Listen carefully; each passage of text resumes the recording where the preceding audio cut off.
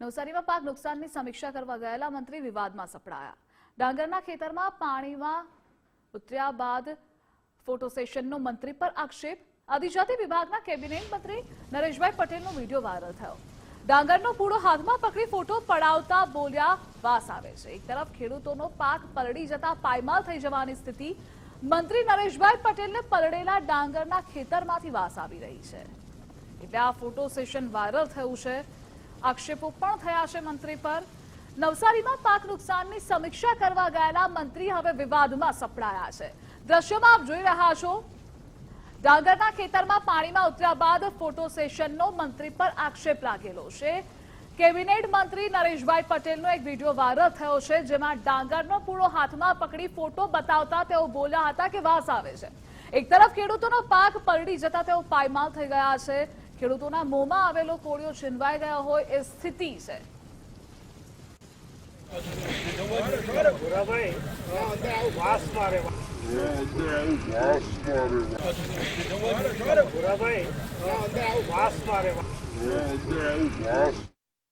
ખેતરમાં પાણીમાં ઉતર્યા બાદ ફોટો સેશનનો મંત્રી પર આક્ષેપ લાગેલો છે। દ્રશ્યોમાં પણ આપ જોઈ રહ્યા છો, આદિજાતિ વિભાગના કેબિનેટ મંત્રી નરેશભાઈ પટેલનો આ વિડીયો વાયરલ થયો છે। એક તરફ મોટા પ્રમાણમાં આ કમોસમી વરસાદના કારણે ખેડૂતોમાં ચિંતા છે, કારણ કે મહા મહેનતે તૈયાર કરેલો ખેડૂતોનો પાક પાણીમાં ગયો છે।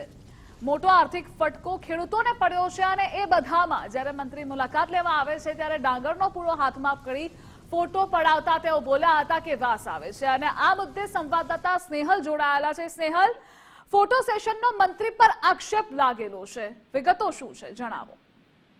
જી, ચોક્કસથી જો વાત કરવાની આવે તો જે કેબિનેટ મંત્રી નરેશભાઈ પટેલ જે છે તેઓ ગઈકાલે નવસારી ખાતે આવી પહોંચ્યા હતા, અને નવસારી ખાતે તેમણે વાતજ ગામે જે છે વાતજ અને પ્રતાપપુર ગામે તેમણે જે છે તે ખેતરમાં ઉતરીને જે પાકની જે નુકસાની થઈ હતી કમોસમી વરસાદમાં તેનું નિરીક્ષણ કર્યું હતું। એ જ સમયે જે કેબિનેટ મંત્રી નરેશભાઈ પટેલ ખેતરમાં ઉતર્યા હતા, અને તેમણે હાથમાં જ્યારે ડાંગરનો પાક લીધો હતો તે જ સમયે નરેશ પટેલે બોલ્યા હતા કે જે જિલ્લા ભાજપ પ્રમુખ છે તેમનું નામ લઈને બોલ્યા હતા કે ભૂરાભાઈ આમાં તો વાત આવે છે। એટલે મતલબ કે એ કહી શકાય કે જે છે તે પાકની કેટલી નુકસાની છે તે પણ જે છે તે નરેશ પટેલે જણાવ્યું હતું। ત્યારે આ હાલ વિડીયો જે છે તે ખૂબ જ વાયરલ થઈ રહ્યો છે।